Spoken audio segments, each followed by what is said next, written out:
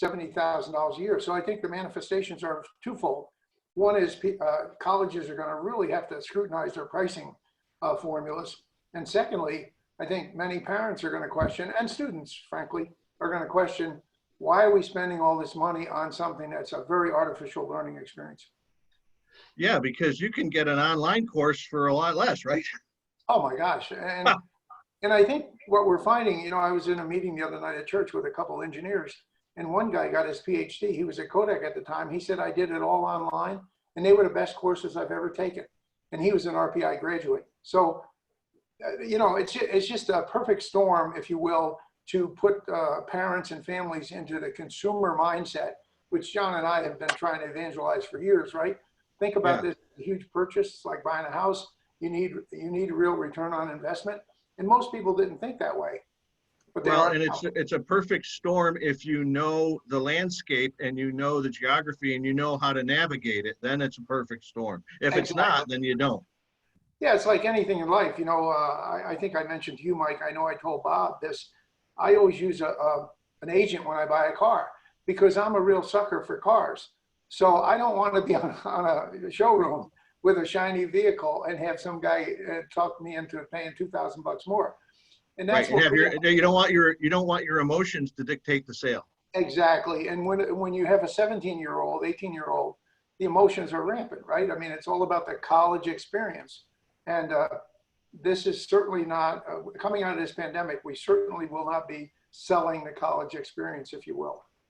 And Paul, you know, you said when we talked earlier that this is for seniors and seniors coming into classes for the first time and current college students. You're saying a current student can work out a better agreement at this time? Well, exactly. And there's some real critical factors that make that happen. One is, I was doing some research on this. In 2019, there were, let's say, it was 1 million international students attended a U.S. college. It's all countries, but 376,000 of those were from China. Now, I can't speak for the president's limitations on international travel, but I can tell you, we're not going to open the window and allow all 1 million people in going forward. So what's going to happen is a lot of colleges are going to be missing their enrollment numbers. And when that happens, it creates a better landscape for appealing for students who are in college. You know, you've heard me say this. The average school loses between 27 and 33% of their students in the first year. So students that go to RIT, for instance, they lose 27 to 33% in the first year. Now, what that does is creates a real receptive audience for students who are performing academically and going back to the school and saying, look, we were happy with our first year, but we really need a better financial aid award for the second year going forward. Very receptive. You're talking 25 to even 50% of enrollments not coming back with these international students. Exactly. That's a huge burden on these schools, and they all pay full freight, right? Don't they? That's right. That's why for instance, the Chinese kids are so attractive. Mike, if you walk around, for instance, where we are, you walk around the University of Rochester campus last year, you would think you were in China. They attract and really recruit those international kids. As you know, a lot of private high schools do as well. But that window is shut for those people coming back in. So colleges have a huge cash flow issue, and it's called returning students, right? So a student that's in school and doing well academically is really worth more to the college if you understand that as a consumer. And we certainly do with our model. Can I interject something for a moment? Sure. Are you in the middle of the interview, or are you just chatting beforehand? Well, he started going, so I went, John. So I guess that's up to you. Can you use it, or do you want to start over? No, I saved it. I can use it, but because it was good, it's good to you know, to not say it all first, so it kind of comes out fresh. So yeah, I can use that and edit it in. You know, do you want to start right at the top and introduce yourself and Paul and things like that? Yeah, that's fine. Do you want me to introduce Paul, or do you want to? Or no, I'm not even here. It's just us two. Yeah. So. Okay. So I'm Mike Hennessy. I'm reporting from WYSL in Rochester, New York, and with me is my guest Paul Celuch, right? And from College Assistance Plus. Exactly. And we're talking about a great opportunity that's in front of every parent and family that has a senior ready to go to college, and even students that are already in college. It's a select opportunity to make a move, right? So something like that. Sure. Yes. And the foundation of what we're talking about And really is. so wait a minute. So okay, let's take it from the top. 5, 4. Hold on, wait. Paul wanted to say something, John. Oh, that's okay. I can interject. I'm fine. All right. Okay. Okay. 5, 4, 3, 2, 1, go. And good day. This is Mike Hennessy from Good News Talk, and I'm talking today with Paul Celuch. Paul is the CEO of College Assistance Plus here in Rochester, New York. And I'm talking with Paul about a great opportunity. We're in this pandemic, and crisis does sometimes create new opportunities, and it certainly has, Paul believes, in the landscape of negotiating tuition and scholarships and agreements with colleges. So, Paul, we talked a little earlier. So this pandemic has created a great opportunity to potentially reduce college costs for this year before June 1st? It has, Mike. In fact, I thought you were going to quote our friend Rahm Emanuel by saying, "Don't let any crisis go unused." Right. This is a crisis of phenomenal proportions. I mean, we've been around for a lot of years, and we've never seen anything to even come close to this. But what it's really done is underscore the fact that our model that we created 16 years ago is more profound than ever, and that is approach college and the college selection, paying for college, all based on return on investment.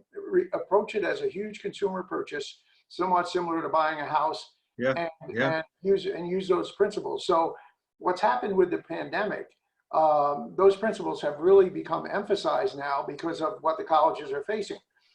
We mentioned a little bit earlier in our discussion that colleges are really positioning for an online distance learning future. So that means if you're sending your son or daughter to Syracuse next year for $73,000 a year, they can go on the college campus. They'll be in a dorm room, but they won't have traditional classes. They'll do online distance learning classes. And and people, I was talking to a family yesterday, and they said, well, it's still a college experience. Well, it is, but think about the college experience with interacting with other people your age, and going to the gymnasium, all the social activities. That is not going to occur as it has in the past. The sports, the games, that's such a huge part. It's not going to be there, at least this year, I don't think.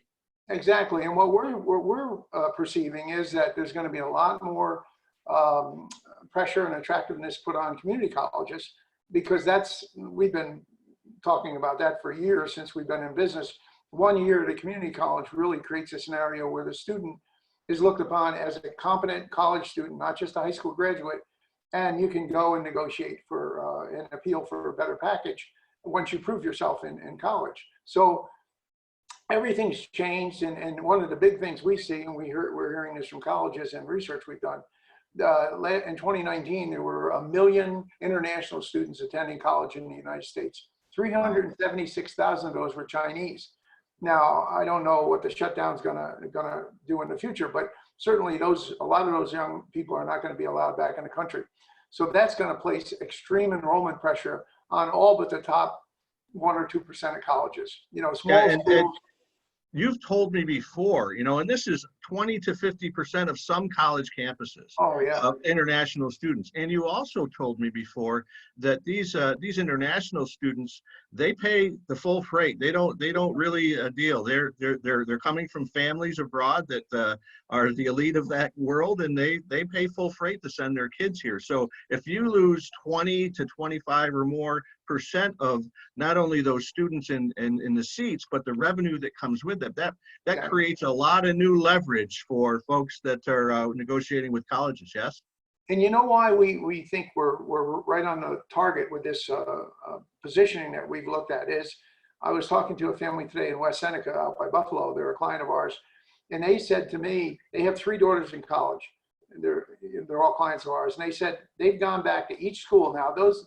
Their daughters have been home for 13 weeks, home doing distance learning back to SUNY Plattsburgh, DUville, and Columbia University.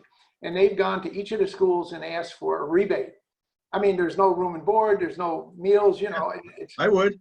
And every one of the schools said, we won't give you a rebate, we'll give you a credit towards next year's enrollment. So what that tells me is these colleges are really struggling with cash flow.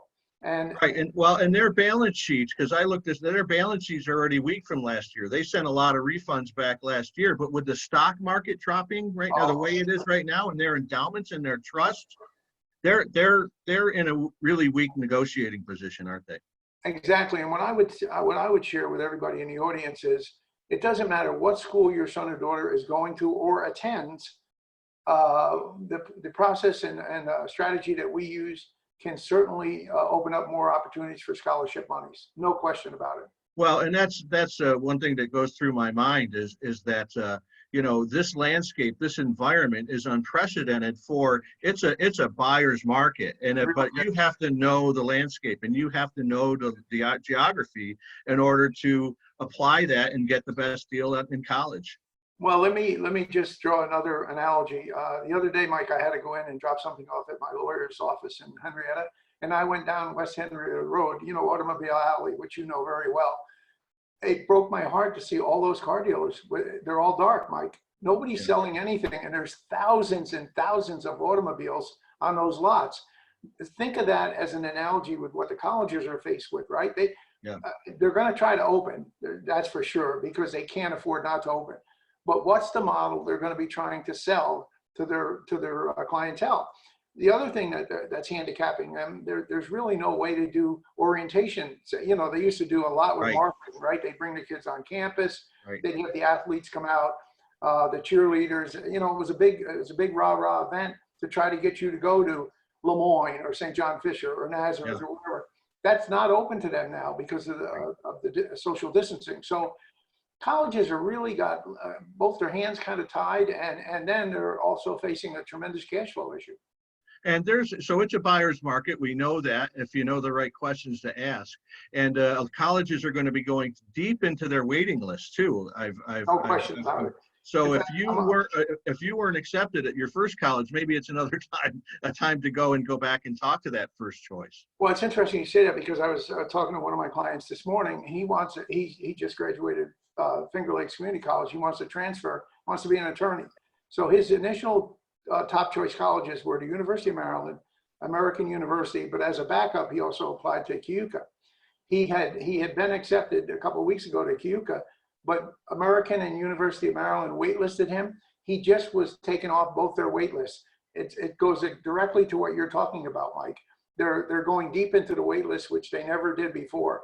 So that's, you know, all these present buying opportunities as far as we're concerned for our clients. So, Paul, this leverage that you're talking about that purchasers of tuition in colleges have right now, it's not just for seniors, is it? It's for current college students. You're saying that the current students can make a better deal right now? Absolutely. Well, you know, I always use this story. We have a client whose son originally applied to RIT, and he was given a small scholarship, you know, like $5,000, which basically says RIT doesn't want you. I mean, it's, you know, 52 grand a year. And we had him go to Genesee Community College for a year. And what happens is, once he succeeded at Genesee Community College, he now becomes a successful college student, not a high school graduate. Plus, he also filled that void that you just alluded to of the attrited students. They gave him a $35,000 scholarship to come in as a sophomore. So any family with a successful, academically successful student as a sophomore, junior, I think the time to go back and ask for more scholarship money is right. Very good time. So, Paul, I'm going to wrap up. You know, this is, again, don't let a good crisis go to waste. And this pandemic has created a situation where folks that are navigating for college right now, it's an unprecedented time. It's a new normal, and there's lots of new normals. It's complex. They need a pro. They need somebody that knows the landscape, knows the schools, knows how to approach the schools, and knows how to leverage schools against schools. So this is an unprecedented time, I think, for people to reach out to College Assistance Plus and you and your team at CAP and talk about how you can help them. Yes? Well, I would agree with you. And one of the reasons we know we're right on is we have over 5,000 clients. So we can go back and look at the previous offers over 16 years. And we're seeing a 25% increase now in offers from every college we dealt with before. So that's, you can't deny that value of that. I mean, we know from our own experience, we're seeing bigger offers now. And it's because of the things we just mentioned. Well, I know when I was when I first heard about you and your organization with my son Joel, who was a junior at the time, and what I realized immediately, what I didn't know about navigating college tuition could hurt me a whole lot. And right now, it's even more so. You can pay way too much than you need to this year and next year and for the whole career of your student if you don't know how to approach it right now. So how do they get a hold of you, Paul, if they wanted to talk to you more about this? Sure. Well, you know, our website is College Assistance Plus, www.collegeassistanceplus.com. My personal cell number is 585-202-1636. That's 585-202-1636. Just let me leave you with one more story, Mike. And this happened this Monday. So one of our, we do a lot of work with financial planners. They're very close to us. And one of the financial planners sent one of his clients over to us. This gentleman's 64 years old, put 3 kids through Niagara University. None of the students have good jobs. They all went to be teachers. None of them want to teach. So they're working for minimum wage. And he and his wife, now he's 64 years old, he's a drywall specialist, contractor. So his question to me was, I'm paying $2,700 a month for all their loans, which I co-signed for. His question to me was, how can I get out of this? And I said, well, you know, it's like any co-signing situation. If you co-sign, you are responsible for making those payments. But what I shared with him, and he almost fell over, is that if you default on those loans, because he was talking about defaulting on the loans, he said they can't. Yeah. I said, well, the government loans, and that jeopardizes your Social Security and Medicare. And at his age, that just petrified him. Yeah. So you know, what we try to do is get out in front of that. It's almost like I call it the financial opiate of America. There's a $1.6 trillion in student loans. Almost 40% of those are in default or in deferment. So it's a big issue, and we welcome people to contact us. Even if you're not clients, we'll help you every way we can. Paul, thank you so much for taking the time to visit with us today. It's such important information right now. And there's a deadline coming up for June 1st, I believe, is one of these. But a lot of them are delaying it. You know, I just got a note from a local college, CUCA, and they're delaying it to July 1st now. And yes, you can get 30-day extensions, I think, as well. Yeah. Yeah. We get grace periods all the time. Yeah, well, if you're looking at an empty pot, then you delay it until you can fill it, don't you? Right, exactly right. Thanks, Paul. Thanks so much. Thank you, Mike. Have a great day. John, what do you think? That was excellent. That was excellent. Now, don't say it because we're 2 of your closest friends. Don't just give us. All right, I'll be real then. Mike, you always do such a great job. Don't quit your day job. No. Yeah, right. Well, the only reason I went to close was because I thought we were gonna. My intention there was because I know we can cover some of this. Some of